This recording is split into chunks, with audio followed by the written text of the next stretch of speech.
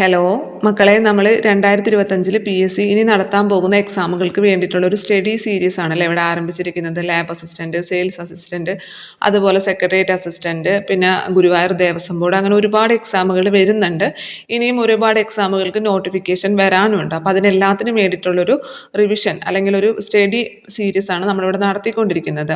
അപ്പം നമ്മൾ ഇന്ന് ഇഡിയമാണ് എടുക്കുന്നത്. ഇംഗ്ലീഷിലെ ഇഡിയമാണ് ആദ്യം എടുക്കുന്നത്.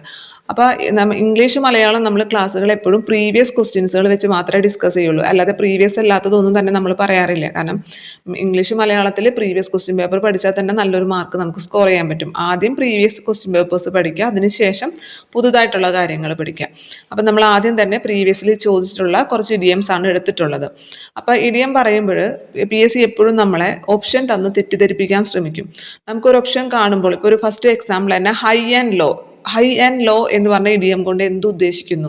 High and low. അപ്പം നമുക്ക് ഓപ്ഷൻ തരുമ്പോൾ നമ്മൾ സാധാരണ ഹൈ ക്ലാസ്, ലോ ക്ലാസ് എന്നൊക്കെ പറയാറുണ്ടല്ലേ.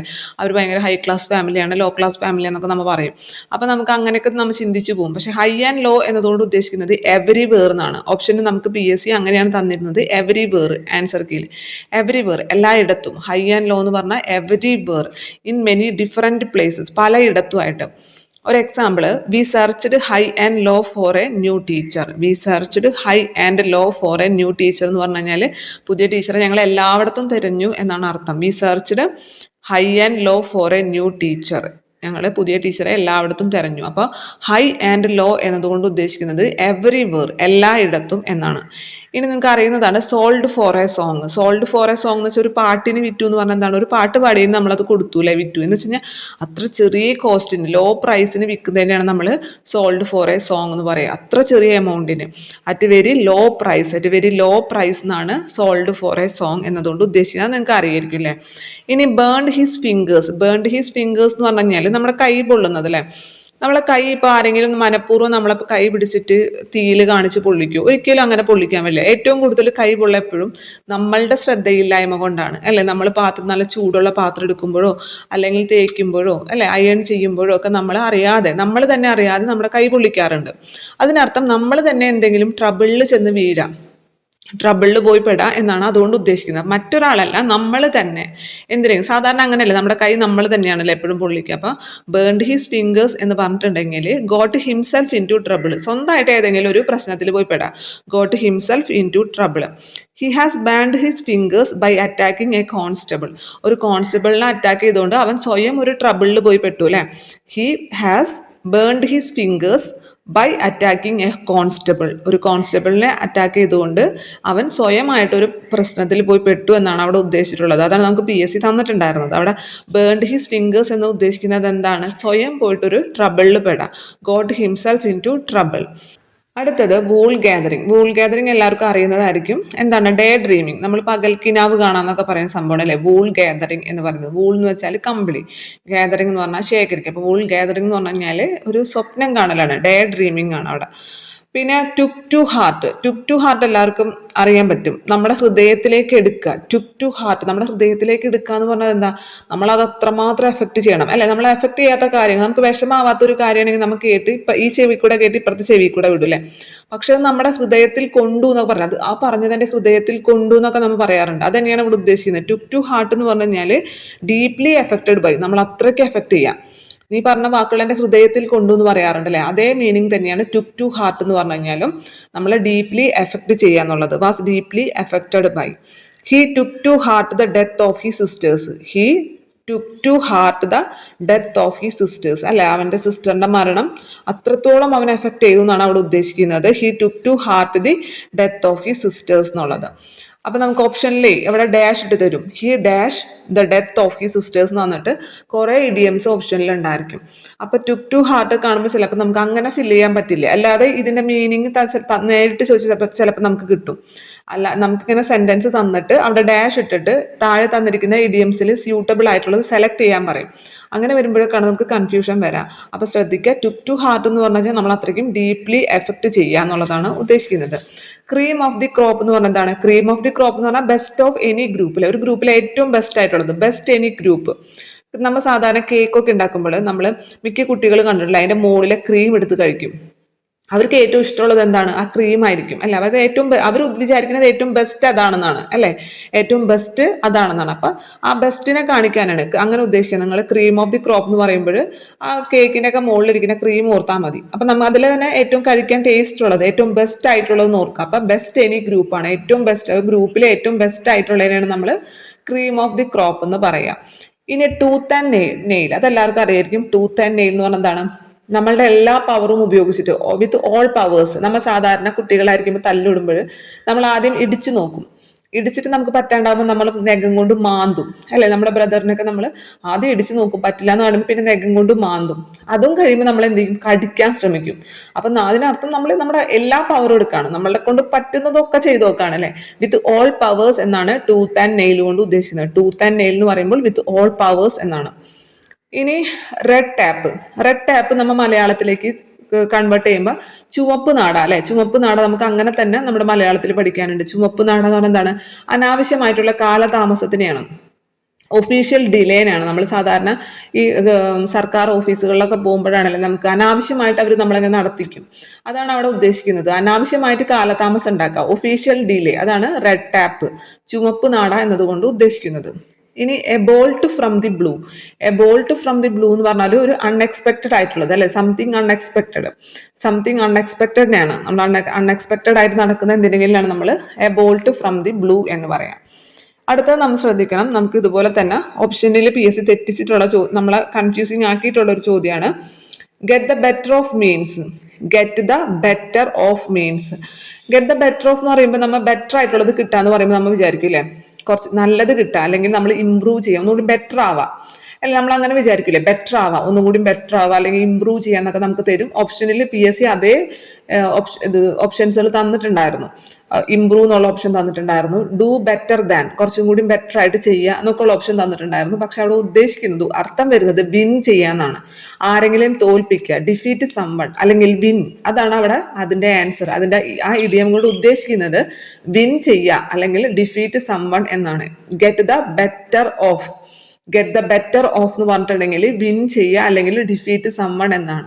ഒരിക്കലും കുറച്ചും കൂടി ബെറ്റർ ആവാന്നോ അല്ലെങ്കിൽ ഇമ്പ്രൂവ് ആവാന്നോ അല്ല. ഗെറ്റ് ദ ബെറ്റർ ഓഫ് എന്ന് പറയുമ്പോൾ ബെറ്റർ എന്നുള്ള വാക്ക് കേൾക്കുമ്പോൾ മിക്കവരും അങ്ങനെ ചിന്തിക്കും, ഇമ്പ്രൂവ് ആവാന്നാണെന്ന് ചിന്തിക്കും. പക്ഷെ അല്ല. എന്താണ് ഉദ്ദേശിക്കുന്നത്? വിൻ ചെയ്യുക അല്ലെങ്കിൽ ഡിഫീറ്റ് സമ്മൺ എന്നാണ് ഉദ്ദേശിക്കുന്നത്. അത് കൃത്യമായിട്ട് മാറ്റി എഴുതി വെച്ച് പഠിക്കുക. എത്ര ഇങ്ങനെ നമുക്ക് തെറ്റിപ്പോകുന്നത്. ബാക്കിയുള്ള ഇഡിയംസ് ഒക്കെ നമുക്ക് കുറെ കേട്ടിട്ടുണ്ടായിരിക്കും. ഗെറ്റ് ദ ബെറ്റർ ഓഫ് എന്ന് പറഞ്ഞാൽ എന്താണ്? ഗെറ്റ് ദ ബെറ്റർ ഓഫ് എന്ന് പറഞ്ഞിട്ടുണ്ടെങ്കിൽ വിൻ ചെയ്യുക അല്ലെങ്കിൽ ഡിഫീറ്റ് സംവൺ എന്നാണ്. ഇനി make both and meet. Make both and meet നമ്മൾ സ്ഥിരം മലയാളത്തിൽ പറയുന്നതാണ്. രണ്ടറ്റവും കൂട്ടിമുട്ടിക്കാൻ കിടന്ന മനുഷ്യൻ കിടന്ന് പെടാപ്പാട് പെടാണെന്ന് പറയില്ലേ. രണ്ടറ്റവും കൂട്ടിമുട്ടിക്കാൻ, അവൻ ജീവിതത്തിന്റെ രണ്ടറ്റവും കൂട്ടിമുട്ടിക്കാൻ കിടന്ന് കഷ്ടപ്പെടാന്നൊക്കെ പറയാന്ന് കേൾക്കാറുണ്ട്. എന്താണ്? നമ്മൾ നമ്മുടെ ബേസിക് നീഡ് പോലും മീറ്റ് ചെയ്യാൻ വേണ്ടി നമ്മൾ കഷ്ടപ്പെടാം അല്ലെ. നമ്മളെ അടിസ്ഥാനമായിട്ടുള്ള ആവശ്യങ്ങൾ, ഭക്ഷണം അല്ലെ, വസ്ത്രം, ഇങ്ങനത്തെ അടിസ്ഥാന ആവശ്യങ്ങൾക്ക് വരെ നമ്മൾ അത്രയും ബുദ്ധിമുട്ടാണ്. നമുക്കത് ഒരു എക്സ്ട്രാ പൈസയും നമ്മുടെ കയ്യിലില്ല.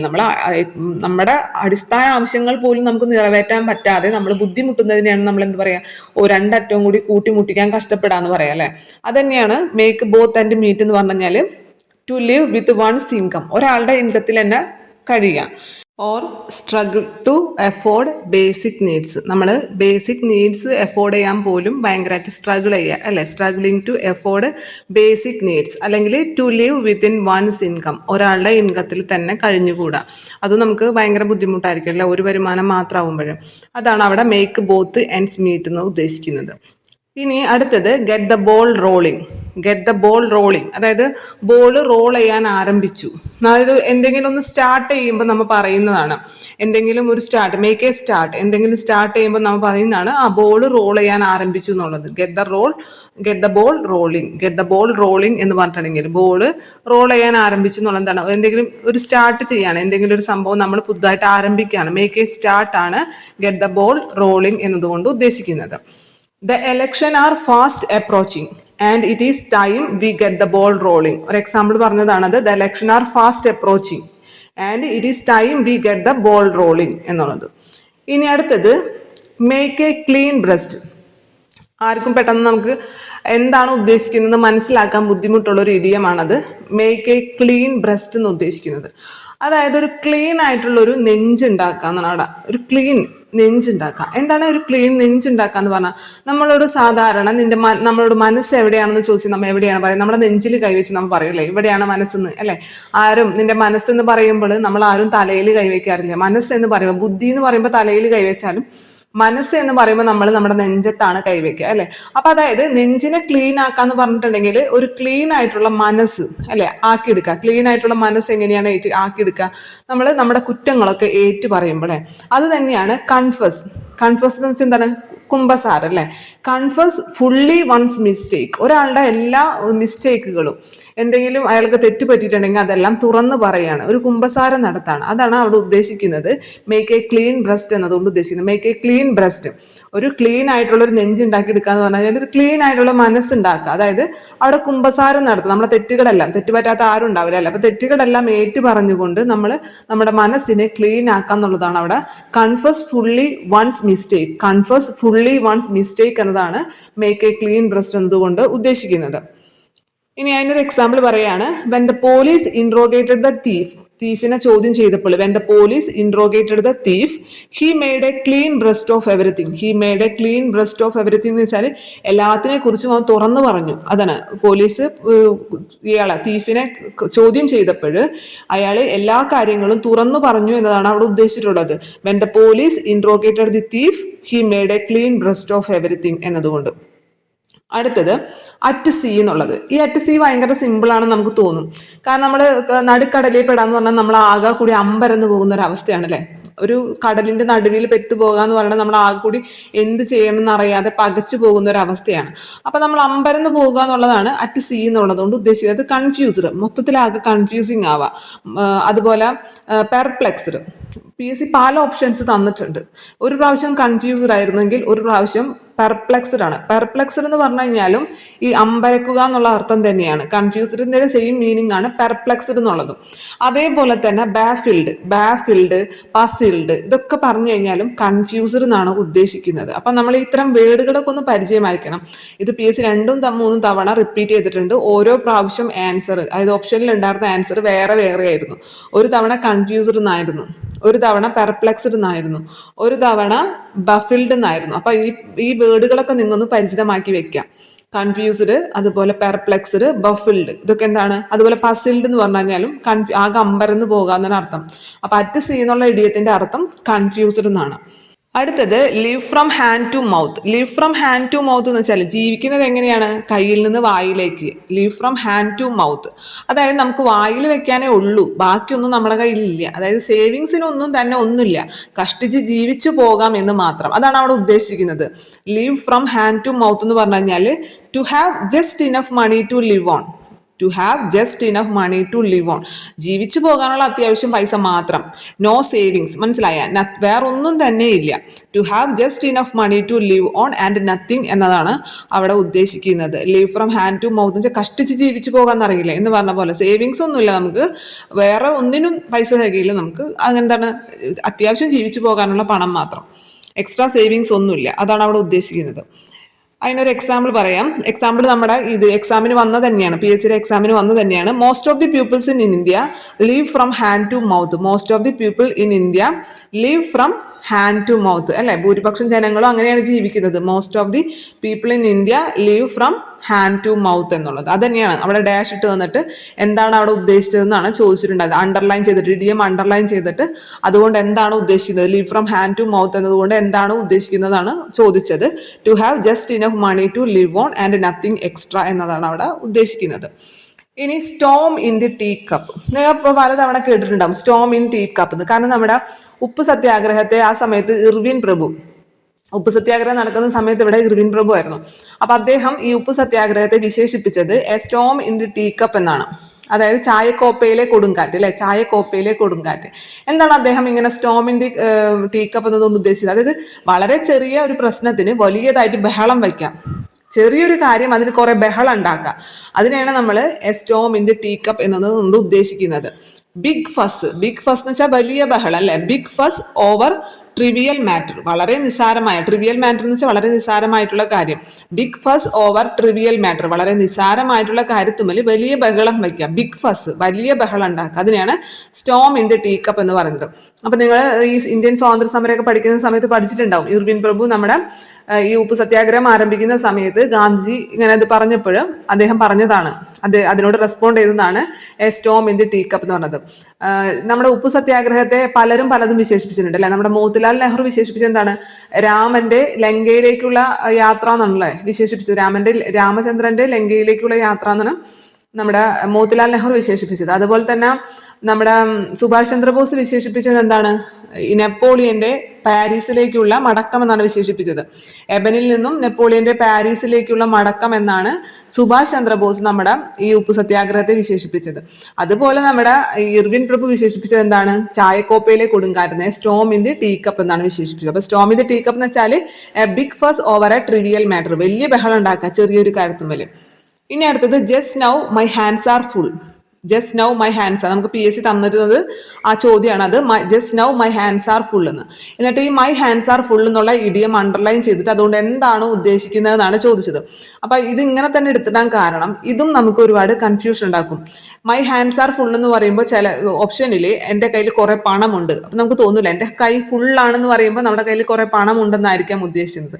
അല്ലാന്നുണ്ടെങ്കിൽ എൻ്റെ കയ്യിൽ കുറെ സാധനങ്ങളുണ്ട്, എൻ്റെ കയ്യിൽ ഇനിയൊന്നും പിടിക്കാൻ പറ്റില്ല, എൻ്റെ കയ്യിൽ കുറെ സാധനങ്ങൾ ഉണ്ടെന്നുള്ളതിന് മൈ ഹാൻഡ്സ് ആർ ഫുൾ എന്ന് പറയാം അല്ലെ. പക്ഷെ ഇതൊന്നല്ല ഈ ഇഡിയം കൊണ്ട് ഉദ്ദേശിക്കുന്നത്. ഈ ഇഡിയം കൊണ്ട് ഉദ്ദേശിക്കുന്നത് ഐ ആം വെരി ബിസി എന്നാണ്. ഐ ആം വെരി ബിസി, ഞാൻ വളരെ തിരക്കിലാണ്. ഐ ആം വെരി ബിസി എന്നാണ് മൈ ഹാൻഡ്സ് ആർ ഫുൾ എന്നതുകൊണ്ട് ഉദ്ദേശിക്കുന്നത്. ശ്രദ്ധിക്കുക, നമുക്ക് പെട്ടെന്ന് ചില ഇഡിയം നമുക്ക് മനസ്സിലാവും, അതിന് വായിച്ചെടുക്കാൻ പറ്റും അതിന്റെ മീനിങ്. പക്ഷെ ഇത്തരത്തിലുള്ള ഇഡിയം നമുക്ക് ഓപ്ഷനിൽ പലതും തരുമ്പോൾ നമുക്ക് ഏതാണ്, അതാണോ ഇതാണോ എന്നൊരു സംശയം വരും. മൈ ഹാൻഡ്സ് ആർ ഫുൾ എന്ന് പറഞ്ഞു കഴിഞ്ഞാൽ ഐ ആം വെരി ബിസി എന്നാണ് അർത്ഥം. My hands are full I am very ബിസിയാണ്, ഐ ആം വെരി ബിസിയാണ്. അതേപോലെ തന്നെ ലാസ്റ്റ് ഡിച്ച് എഫേർട്ട്, നമുക്ക് കേൾക്കാത്തൊരു ഇഡിയം ആയിരിക്കാം, ഞാനും ആദ്യമായിട്ട് കേട്ടത് ലാസ്റ്റ് ഡിച്ച് എഫേർട്ട്.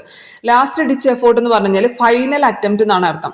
ഇത് ഫില്ലിംഗ് ദി ബ്ലാങ്ക്സ് ആയിട്ടാണ് നമ്മുടെ PSCയിൽ കൊടുത്തിട്ടുണ്ടായിരുന്നത്, ക്വസ്റ്റൻ ആയിട്ട് കൊടുത്തിട്ടുണ്ടായിരുന്നത്. അതായത് the soldiers decided to make dash to save the city.